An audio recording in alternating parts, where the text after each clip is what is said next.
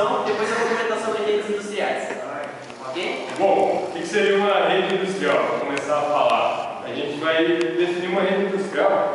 Eu fiz um desenho aqui. Eu trabalhava lá na FURC e eu cuidava da parte de ar-condicionado. Lá, a rede industrial que a gente pode usar como exemplo é tipo assim. Lá tem a sala e ela é controlada termicamente, para ter temperatura certinho, caixa de produto, causa de remédio e tudo mais. Aí fazer o seguinte, na sala tinha dois sensores, que eles acusavam a temperatura que estava no local. Na máquina, que era o ar-condicionado, tinha dois atuadores que controlavam a entrada e saída de água gelada. Aí seria assim, tem os sensores que estão na sala, atuadores que estão na máquina, para ter uma ideia, e os dois mandariam um comando no CLP. Do CLP mandariam um supervisório, aí CLP você já sabe o que é, que acabou de ver. O supervisório também, que é onde você controla. Só que assim, o supervisório ele tem um controle automático para o humano. Por quê? Porque no supervisório você consegue alterar, vamos supor, você quer 20 graus na sala, 30 graus, aí você controla. Só que você controla a temperatura, mas quem controla realmente os sensores é automático, porque aí controla a entrada de água, saída de água, mais no local. Aí eu coloquei que pode ser controle humano ou automático e humano. Posso aí, Thiago? Já fazendo São Paulo. Bom, vamos lá. Produção. O que seria mais a automação? O que a gente precisaria ter numa indústria? Tenta imaginar uma indústria a nível global aí. Uma indústria sem nenhuma parte de automação, sem nada controlado automaticamente. Seria meio uma loucura. E cada um teria que começar a ter o seu serviço e passar para o seu supervisor. A principal função de uma rede industrial seria o quê? Facilitar o serviço. Sempre quando você começa a facilitar o serviço de uma empresa, você começa a ter uma resposta melhor, um lucro maior. Aqui o Thiaguinho colocou um exemplo mais específico que ele colocou para manufatura, controle de venda, de peças, essas coisas. Também pode ser, lá onde eu trabalhava, a temperatura também tinha de vendas e tudo mais. Só que o exemplo que ele usa é o seguinte: quando você entra a matéria-prima no seu estoque, você precisa fazer o quê? Você precisa dar uma entrada nesse material para que você possa vender, porque senão você vai ficar vendendo ou comprando coisa que você não sabe o que tem, não sabe o que tem, nem nada. Na empresa que eu estou agora, a gente tem um sisteminha lá que é assim, é como se fosse um controladorzinho, não sei dizer exatamente. Ele fala assim, ó, tem todas as bancadas, todos os armazéns. Cada armazém tem um andame lá, tem um lugar certinho para guardar as coisas. Você chega com o material e fala assim, ó, a dimensão do material é 10 cm por 20. Lá no sistema ele já calcula exatamente qual bancada tem um espaço certinho com 10 por 20, para sempre utilizar a melhor forma de organizar, de guardar, para você sempre saber onde exatamente que está. Eu vou falar do sistema porque o Thiago caprichou. Eu falei toda a apresentação, eu falo, diminui o tamanho do slide. Relaxa. O cara escreve um livro no slide. Ele faz a Bíblia. Mas enfim, resumindo uma rede industrial, quais são os passos? O nível 1 seria os atuadores, seriam os sensores, atuadores, as coisas que estão mesmo no campo. Nível 2 seria o CLP, estaria mais ou menos por aqui. Nível 3 seria o supervisório. E o nível 4 seria o gerenciamento, seria a pessoa que controla o supervisório e tudo mais. E o nível 5, como o Thiago deu exemplo lá, seria o financeiro, compras, vendas. Seria assim, para comprar, precisaria ter um supervisório para você saber que material que tem ou que não tem. Para você saber, você precisaria ter um controlador, que seria o CLP, para te falar certinho. Para você ter um CLP que funcione bem, primeiro você tem que ter um atuador ou um sensor para saber exatamente onde é que está. Então aí você vai organizando uma rede industrial. Vamos lá. Aqui ele vai detalhar toda a parte para que serve cada um, que são os atuadores que existem, que você já explicaram também, que eles atuam, tanto que nem aqui para abrir ou fechar a válvula, os sensores que calculam a temperatura, ou que vê se tem algum espaço livre, tem sensor de presença, que o Aranha falou, e tudo mais. Aí já é mais repetitivo. O segundo seria os módulos lá, que é entrada e saída. são o quê? São drivers de computador, seriam mais que o CLP mesmo, como que a outra turma também já falou. Tiaguinho dá um nome difícil, só para complicar. Tá? Vocês não vão falar da rede? Vamos, é tradução apenas. Depois a gente eu sei que 58 slides, né? Vocês têm uma ideia. Aqui ele mostra os tipos de CLP. Como funciona? Enterprise seria só em megabytes. E seria de hora por minuto e de dia por turno. Aí tem outro que seria o CLF, seria em megabytes. A cada segundo ele vai contaria e seria hora para controlar a hora e minuto. Porque você não vai colocar um sensor de leva que calcula milissegundos para calcular um dia inteiro. Ficaria muito pesado. O bom da automação é que pensa assim.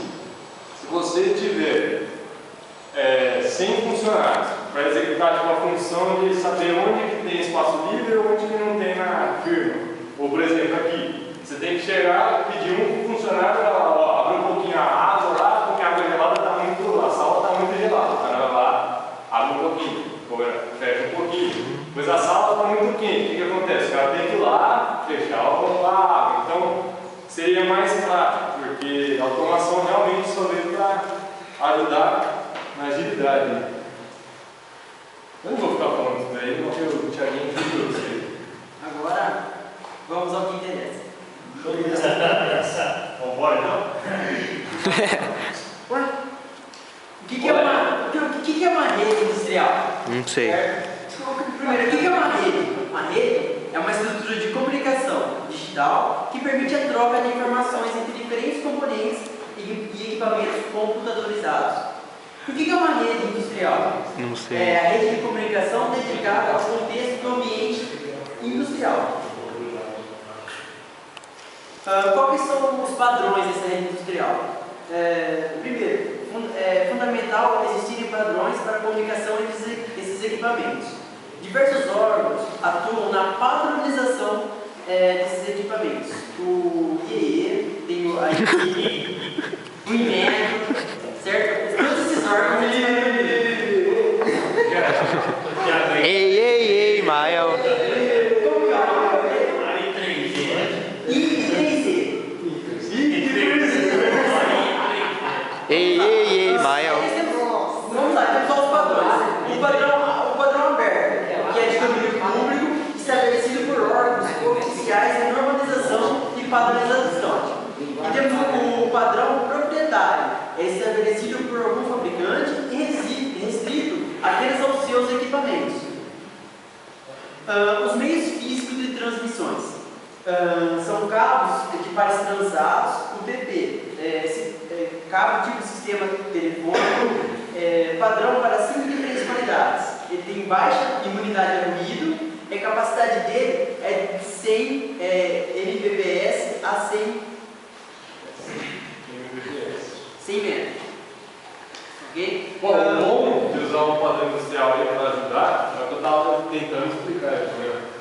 Se você pedir para alguém ir lá fechar água ou abrir água, fica meio que demorado, porque às vezes você precisa de uma agilidade no processo. Você começa a usar redes industriais, você começa a agilizar a automação no local. Ok? Aí temos Olha a cabos careca de brilhante pares dele, transados gente. STP, temos cabos de fibra ótica, temos transmissão sem fio também. Nas transmissões sem fio, temos as ondas de rádio e as micro-ondas para a comunicação do sistema todo. Temos também o infravermelho e o sistema público de telefonia. Ok? O modelo ASI, não vou arriscar falar em inglês. O modelo para padronização do sistema Open de System comunicação Interconnectal. é uma estrutura de 7 camadas. Ok? Ok. Fala as camadas dele. Hierarquia, independência, nesses 7 camadas, tem hierarquia, tem independência entre as camadas, tem padrões de interface entre camadas e tem a transparência quanto à implementação das funções de cada camada. Ok? Se eu pergunto 7 camadas estão aí. Ok? Só tinha 4 ali. Não, 7 camadas estão aqui, ó. Você A primeira, com certeza, entendeu? a primeira é uma camada física, a segunda é um enlace dos lados. O terceiro é a rede, o quarto é o transporte, a camada 5 é a sessão, a camada 6 é a apresentação e a camada 7 é a aplicação. Ok? Camadas realizadas por diferentes módulos de softwares e hardwares em uma mesma máquina. a lógica de funcionamento. Temos a máquina A, a máquina B, o fluxo dos dados e a conexão física deles. O modelo SI, quais são as características dele? A interface entre camadas padronizadas, transparência quanto à implementação de cada camada, respeitada a interface. A camada superior usa os serviços da camada inferior, e a camada inferior oferece serviços para a camada superior. Então, sempre tem uma troca de dados, serviços. Os padrões de modelo SI. Os protocolos de comunicação são relativos às camadas e ao modelo SI. Os padrões podem especificar aspectos de uma inteira ou mais que uma camada do modelo de referência ao SI. A camada física agora. Ela estabelece, que camada física estabelece? Os tipos de conexão, a topologia física da rede, a transmissão de bits, a multiplexação, ok? Responsável por que os bytes sejam transmitidos de um nó para o outro da rede. Uma única camada que envolve conexões elétricas entre os nós da rede. O que é multiplexação? Eu sabia que vocês iam perguntar. Eu sabia que vocês iriam perguntar. Esse desenho daqui. Eu já sabia que vocês iriam perguntar. Eu já tive todo o cuidado de aumentar essa imagem para vocês verem. Eu já tive todo o cuidado para vocês. O que é multiplexar? Tá meio combinado isso aí. É inverter certo número de canais através do mesmo meio de transmissão. Temos um exemplo aqui. Ok? Tive todo cuidado de pesquisar para fazer. Olha, todo cuidado. Ô, viado. Santana, você comeu um salgado lá, hein? E vamos continuar aqui. Vamos continuar. 898 slides. Não tem que Isso é tudo só. Meu braço tá doendo já, mano. Continua aqui, Luizinho. E quais são os tipos de conexão? São a ponto a ponto, seria Mas tá somente doendo, um mano. dispositivo. Exemplo, a comunicação entre computador e modem. E tem um multiponto. São 3 ou mais dispositivos. Exemplo, a internet. Ok? As topologias da rede. Temos os barramentos, temos o anel, temos a malha e temos a estrela. Ok? Aspectos associados à topologia da rede. A segurança. O que acontece se o cabo for interrompido? Interferência de falhas de um dispositivo sobre rede. Redundância física para aumentar a disponibilidade da rede. Então, você pode ver que mesmo sempre tentando automatizar, sempre a indústria e tudo mais, que é o foco da nossa apresentação aí, você sempre vai ter uma interferência humana. Porque às vezes um cabo estoura, vai fazendo aí, porque tá fazendo assim. Enfim, às vezes um cabo quebra, às vezes o chia, às vezes tem interferência externa e tudo mais. Então fica meio interferência humana também, não só computador. E aqui nós temos uma arquitetura típica de barramentos industriais. Tem a comunicação wireless, o CLP, o FTU, a estação de monitoramento, a internet, a divisão dos sistemas. Field aqueles lá. Aí temos as camadas de enlace dos dados. Específica, a topologia da rede, acesso ao meio de transmissão, o reendereçamento dos dispositivos, a sincronização de transmissão e o serviço de conexão. As funções principais. Ela organiza os bits dentro da camada física, em um grupo lógico de chamados frames. Eles detectam e corrigem os erros de transmissão e controlam o acesso ao meio físico da rede. A prática política de acesso ao meio é por disputa. Como que é? O acesso ao meio deve ser permitido ao primeiro que chegar. Ok? O problema é o contrário. Quem tem isso? O que está tentando explicar aí, Deus Gasgado, é que assim, se você tentar organizar, como exemplo que eu falei disso, quer saber como que você iria até o local, arrumar, temperatura ou qualquer outra coisa do gênero aí, seria que, tipo, tem um supervisor lá que está mexendo. Você não vai chegar e falar assim, beleza, cara, valeu, tchau. Então, é meio que tem uma politicagem, meio que camadas, que aí chega o supervisor, está lá tentando mexer, aí chegava o chefe dele, dava um crânio dele, ele saia quietinho lá, o chefe dele ia lá e arrumava, tentava arrumar. Então, nessas correntes de acesso ao meio, o que acontece? Esse primeiro aqui, ele detecta as colisões e retransmite. Já o de baixo, ele evita as colisões. Ok? Eu tenho essa palavra em inglês aí também, que o acesso ao meio só é permitido ao dispositivo que possui o token. O token é passado de um dispositivo ao outro da rede para que todos possam ter acesso ao meio ao longo do tempo. São redes também com um tráfego muito intenso. Em indústria muito grande, assim, empresa muito grande, é óbvio que não tem tipo, um computador só um acesso ao supervisor. Lá onde eu trabalhava era só uma salinha, uma garrafa lá, tinha 2 computadores já. Mas em empresa grande mesmo, você pega uma empresa que tem alguma distribuidora, alguma coisa assim, os caras têm que ter acesso a quem que vai sair pedir, quantos pedidos tem, que material que tem e tudo mais. Então acaba ficando um pouco sobrecarregado. Os exemplos que ele deu é que você consegue sobrecarregar, ele é o primeiro, ele fala o seguinte, ele transmite, só que ele retransmite, então ele evita a colisão, ele dá a colisão, só que o de baixo não, ele fica sempre atualizando e sempre mantendo um sentido lógico, ele não fica, tipo, tem 2 telas abertas, mas 2 para 2 produtos e vai sair 2, o outro também está com 2 telas abertas lá, tem 2 produtos, ele começa a evitar a colisão, tipo, atualização, tudo mais. Ok, e temos o pooling, esse eu vou arriscar. É um dispositivo mestre que administra o acesso ao meio de todos os demais dispositivos, os escravos. O mestre ele consulta os escravos em alguma ordem estabelecida. Nesse momento, o escravo pode transmitir a informação que possui ao mestre. Seria meio que um computador tipo, de supervisor e um computador de alguns técnicos só retransmitindo a função. Ok? Aí agora temos a camada de rede. Ok? Ela é específica, tem o endereçamento, tem a computação, a descoberta e seleção de rota, o serviço de conexão, ele controla o fluxo, controle de erros, controle de sequência de pacotes.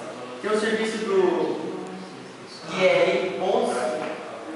Então, esse daí, pensa assim, se você tiver uma rede muito ampla, o que poderia acontecer? Se você perder uma conexão de um computador, você já perderia acesso total nos outros, porque é meio complicado, é mais amplo assim. Mas se você colocar aqui em endereçamento, isso daí pode até ser no Windows e tudo mais. Você coloca lá IP de rede, que é 192, 168, tá lá. Aí você começa a editar cortes na rede, ele começa a editar atualização em estoque ou conflitos depois que retornar a rede, sempre tentando imaginar como se fosse uma empresa virtual, sempre rodando e girando 24 horas.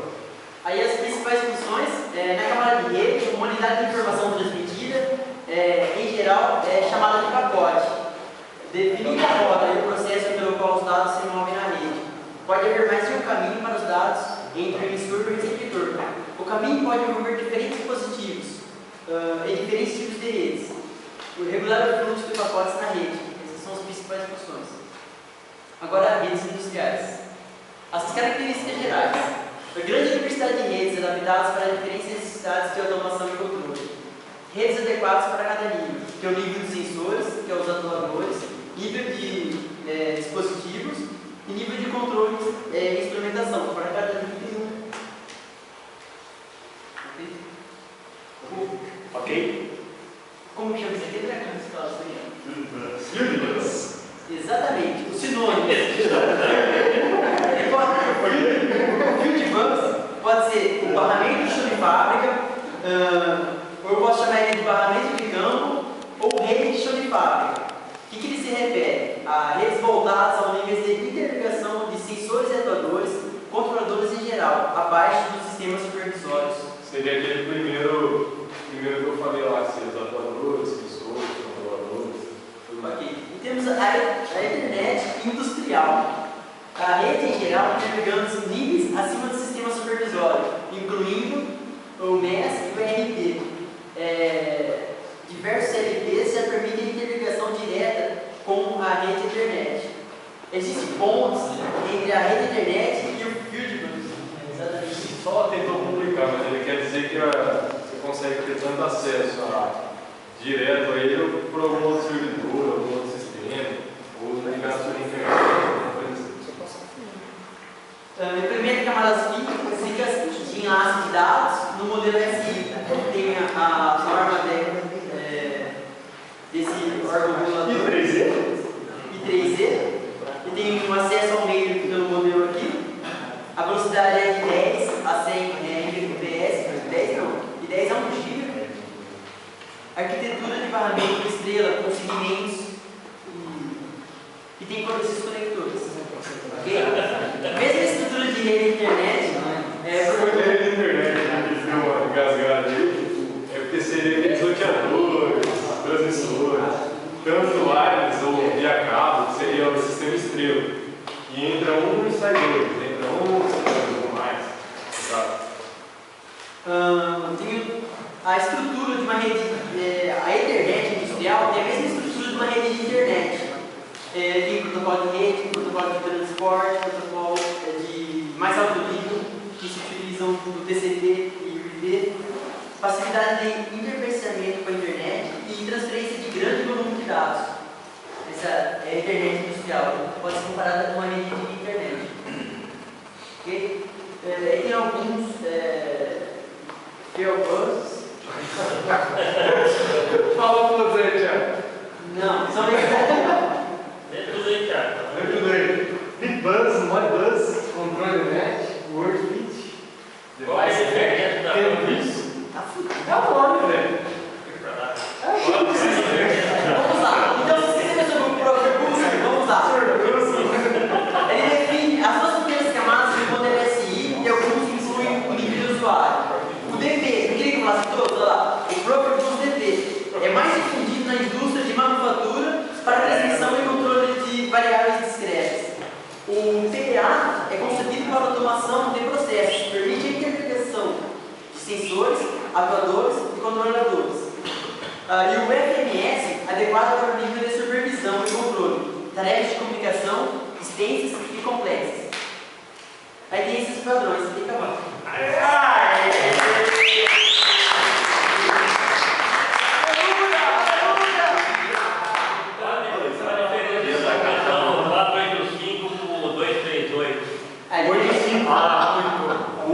A numeração.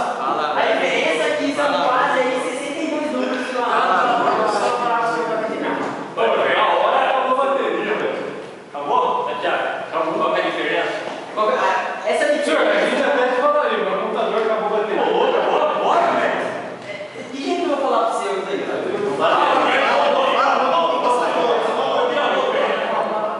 Vai mandar uma mensagem pro Thiago aí. Ei, Thiago, fala no seu